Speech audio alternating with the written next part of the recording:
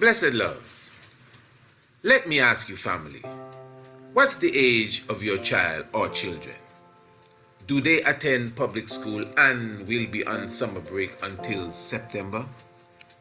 Well, whatever the age or circumstance, we at the Priest Isaac Institute of Holistic Knowledge have great news for you. We will be conducting an online Universal Summer School Camp from Monday, mark the date, Monday the 7th of August to Friday the 25th day of August. Your child or children, no matter the age, will be engaged in various online activities that are enough fun, entertaining, and educational. Outside of African history, astronomy, biology, and mathematics, which we will be doing, of course, your child or children will learn how to prepare a healthy meal with your supervision, sure. They will learn the basics of the African language Swahili, even how to start and conduct their own business. Hold on, there's more. Online yoga classes for the youth, field trips to sacred spaces, plus many guest speakers and teachers will join us throughout the Universal Summer School Camp. Enroll your young ones today.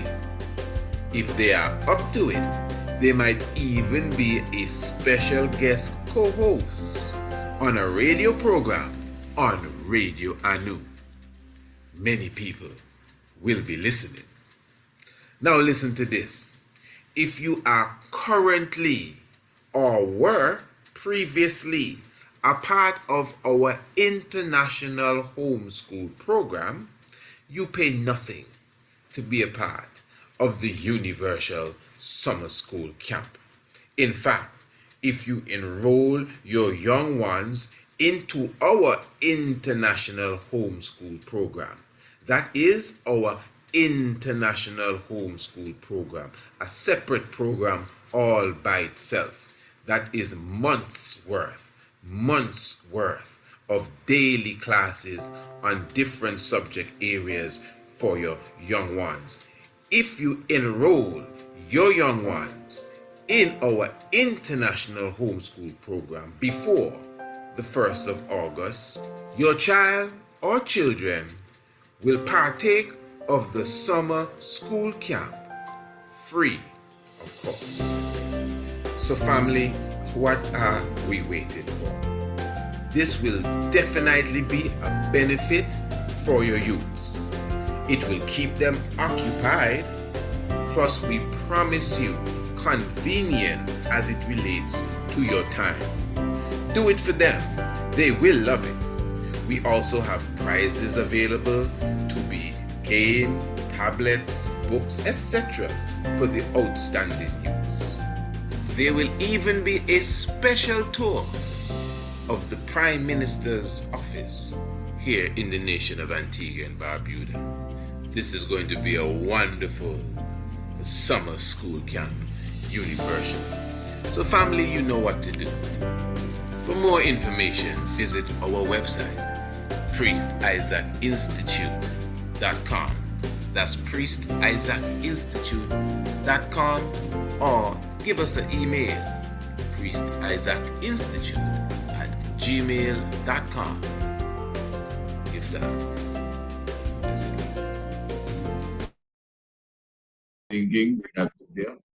Yeah, the Bible came from Arabia. And just to the point, the reason why it's quote so-called fringe is because many of the sites have not been excavated. Many of the sites have not been excavated at all in many different key places, because this theory will blow up that whole Middle East. They know this. They know this. So there's also other reasons why some things are suppressed and other things. One thing you said, Brother Ikoma, when you said minimalists and maximalists. So they're trying to keep this perspective to the minimum and maximizing, other so-called archaeology, but ignoring other places that have not been excavated. Even large parts of Ethiopia still have not been excavated. So I'm saying is that we can't dismiss the claims based on archaeology if certain places have not been excavated. Until they found King Tut's tomb, right?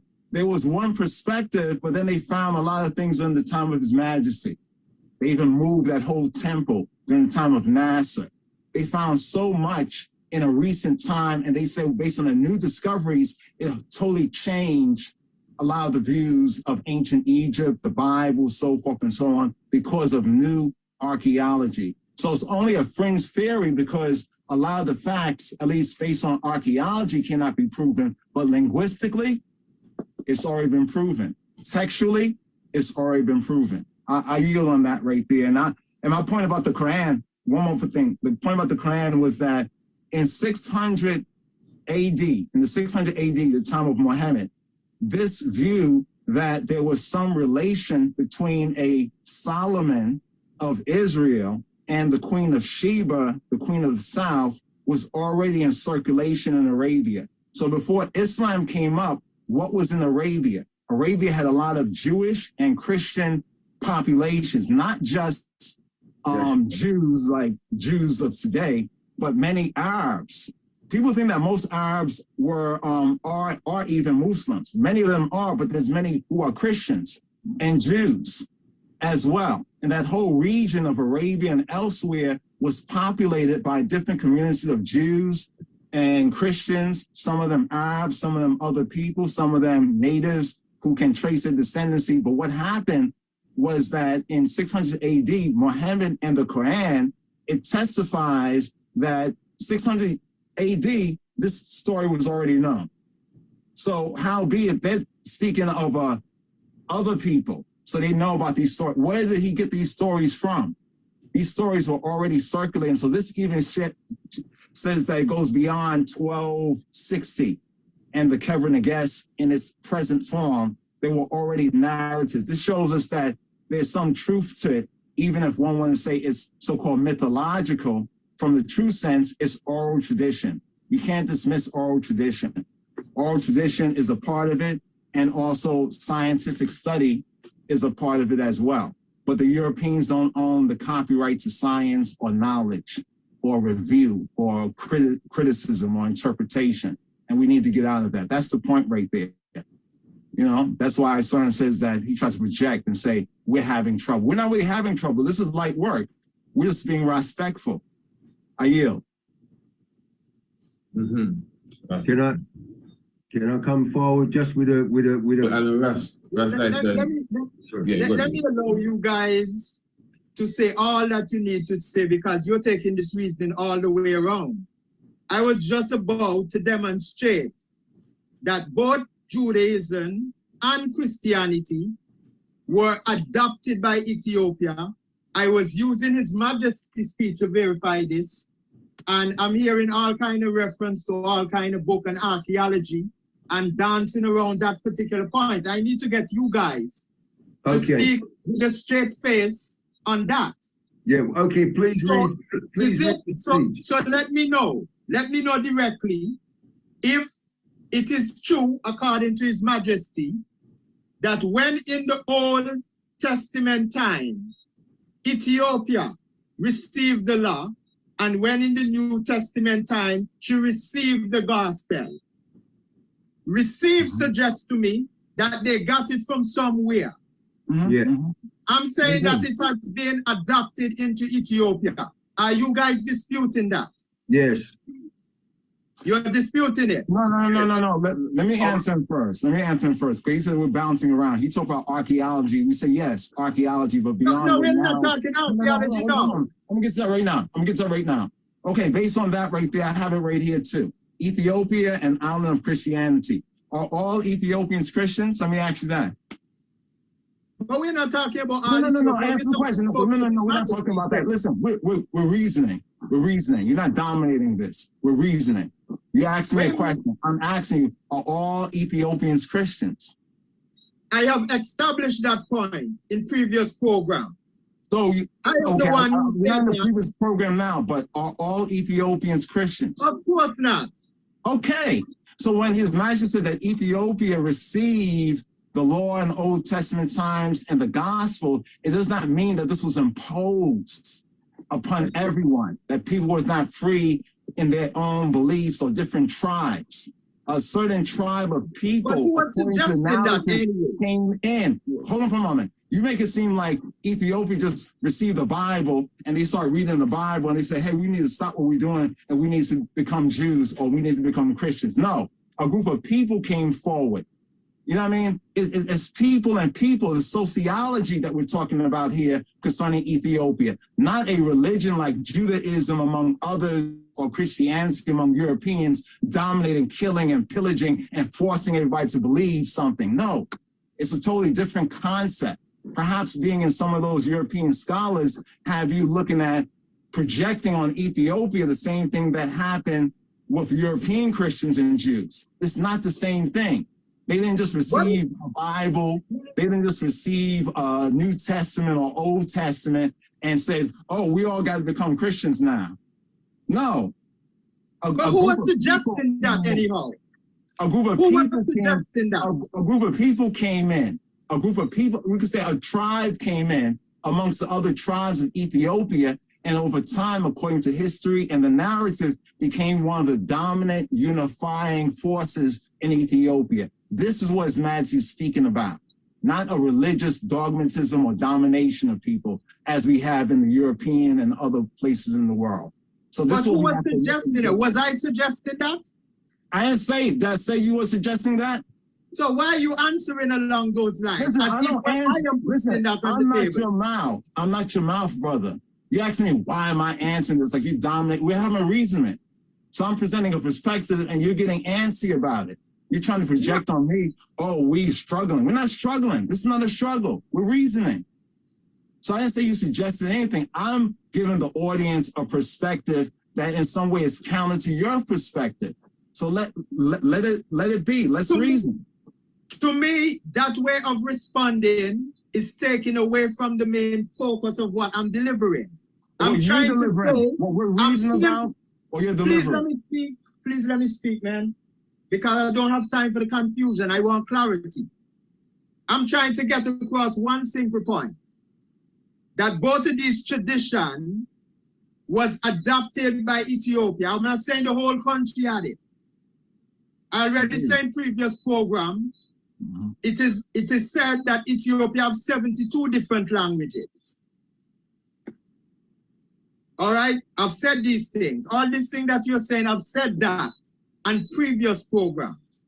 The simple point I'm trying to make here is that His Majesty speech is suggesting that both of these traditions was adopted, whether it's by one or by many, it was adopted into Ethiopia. Are we disputing that? Yeah, I'm disputing your word adopted, and let's go to the text. It received. They received this along with everything else that Ethiopia had. Yes, it received, not adopted. Oh, so we're going to do semantics now. No, can I come in? Semantics is important. Semantics is important. You rely on translations made by others, right? And it's based on semantics, how they translate and how they interpret things. My brethren, is different than adopted. Receive. If I receive you, is different than I adopt you. I receive your reasoning. I don't adopt your reasoning. You see the difference? I receive your reasoning. The simple point is these traditions weren't in Ethiopia before. Okay. It was received. It came into Ethiopia. That's the simple point. Okay, that's your point. Do you have a problem with Ethiopia receiving those traditions? What do you mean if I have a problem? I'm just simply trying to make a point. You keep saying over and over, receive, as though this is something. And I'm asking you guys to concur. Yeah. If that was so, if you dispute that point. Yes, I've disputed. I want to come in, please. Okay, explain to me what the real story is, sir. Okay, I gave you my point, and now brother will give you his point. I just want to make sure you understand my point. I agree that they received this. We spoke. My brother, come forward with your point. Give thanks. Give thanks to our son. Thanks. Give thanks. Give thanks. Yes. They received the law. What is the law? Is it the law of the universe? If they receive the law of the universe, that means that the knowledge of the heavens, or what we call the heavens, the ark of the earth, the ark above the earth, they received that knowledge come down. So when His Majesty said He received it, is He saying that we received the Jewish religion? Did He say we received in the Jewish religion? He said we received this tradition. The tradition is knowledge.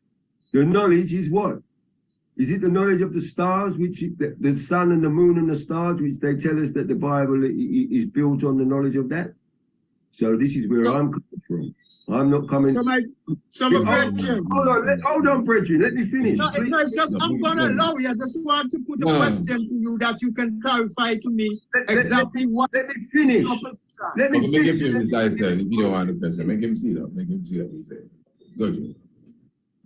So I will drop a bomb right on the whole thing. I will say that what you're calling Judaism, which is what the Europeans are dealing with, is Hebrew, which came from Ethiopia and went out to the land which they call Israel now. It didn't come into Ethiopia, it came out of Ethiopia into them lands, into the northern hemisphere, because the origin of all of this is in Ethiopia.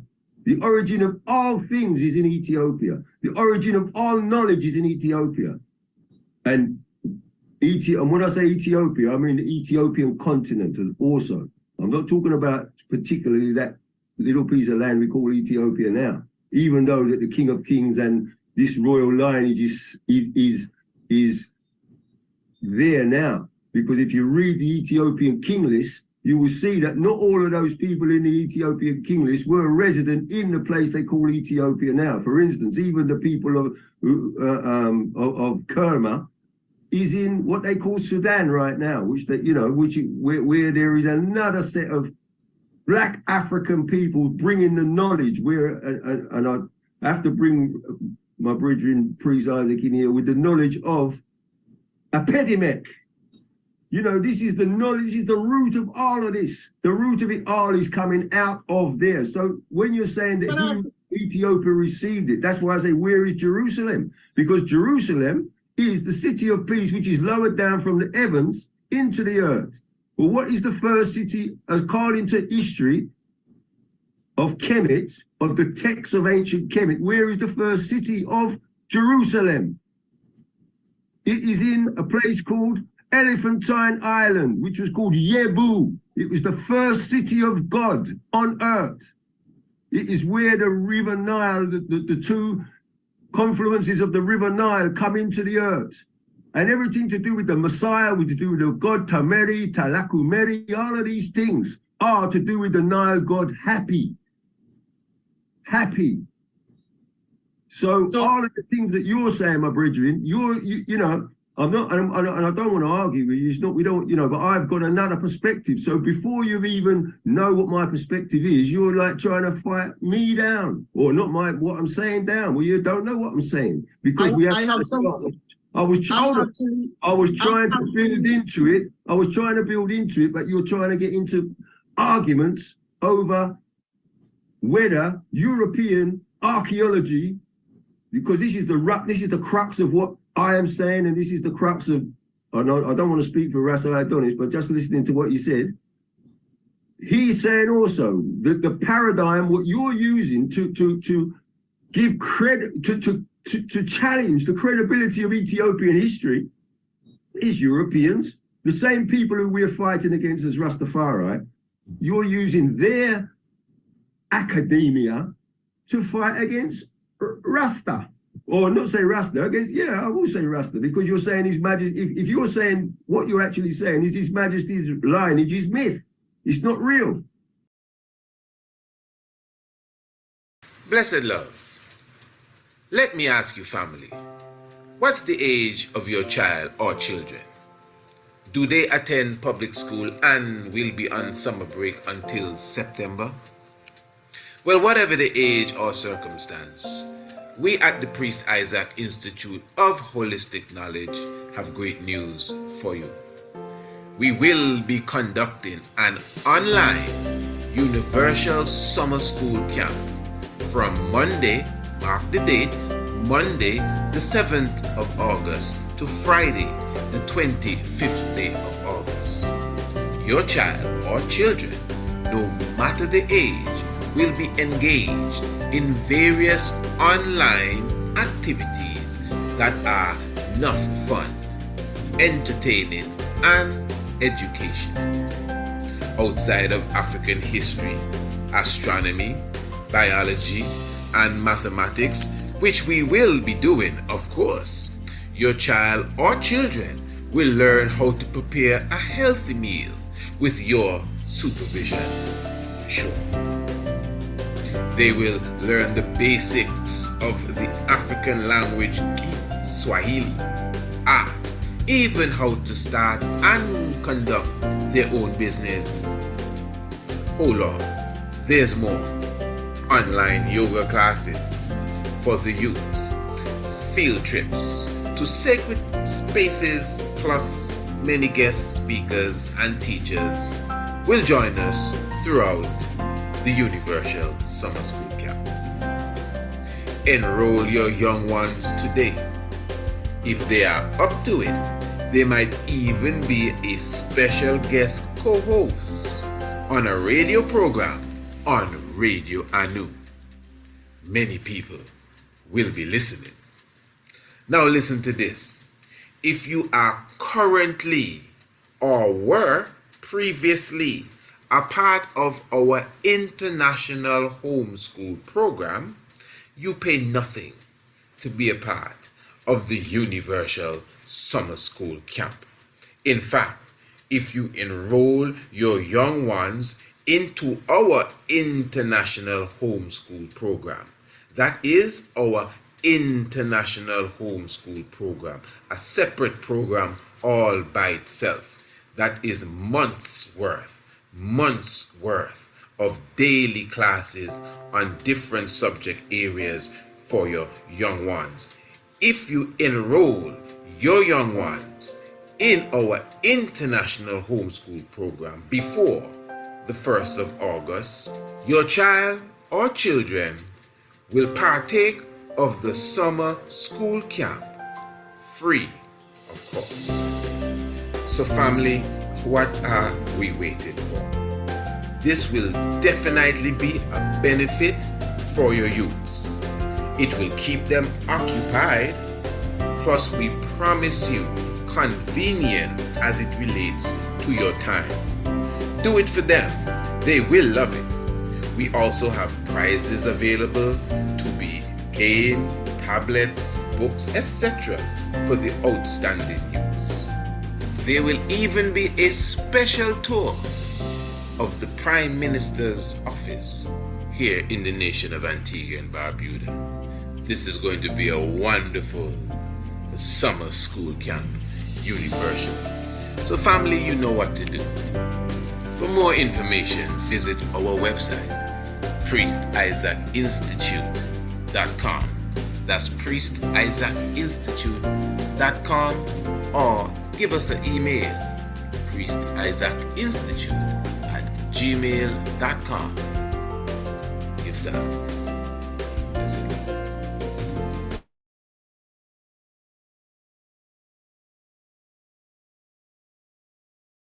Have you heard of ARCHAEOASTRONOMY? I am the Honorable Priest Isaac, and I am certified in the field of ARCHAEOASTRONOMY. Do you want to learn ARCHAEOASTRONOMY? Yes, sir! Well, book your ticket today and join me in the Caribbean in the island of Antigua for 9 days and nights, 7 of which will be in the classroom studying and in the field researching on Green Castle Hill, Mount Anu, the Stonehenge of the Caribbean. This is a studycation. You will visit the beach, experience the Rastafari camps, yoga, vegan food, and much more. Our next semester is the 6th of November, with payments due by the 1st of October. For more information, visit priestisaacinstitute.com or email us at priestisaacinstitute@gmail.com.